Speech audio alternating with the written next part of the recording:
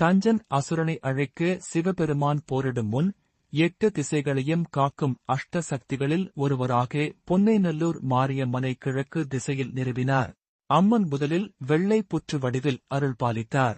தஞ்சையை ஆண்ட மராட்டிய மன்னர் வெங்கோஜி மகாராஜா சமயபுரம் மாரியம்மன் கோயிலுக்கு புறப்படவிருந்த போது அம்மன் கனவில் தோன்றி தான் புன்னை வனத்தில் புற்று வடிவில் இருப்பதாகவும் கோயில் கட்டும்படியும் அருளினார்.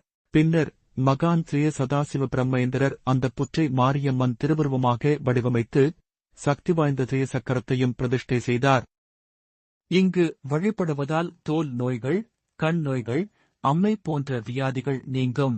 மன்னர் துளஜா ராஜாவின் மகள் தனது கண் பார்வையை இங்கு வழிபட்டு மீண்டும் பெற்றார். குழந்தைகள் பயமின்றி வாழவும் செல்வமும் மன அமைதியும் பெறலாம். மிதக்கும் திருவிழா தெப்ப உற்சவம். இவ்விழாவில் அலங்கரிக்கப்பட்ட தெப்பத்தில் அம்மன் எழுந்தருளி குளத்தில் மிதந்து வந்து பக்தர்களுக்கு அருள்பாலிப்பார்.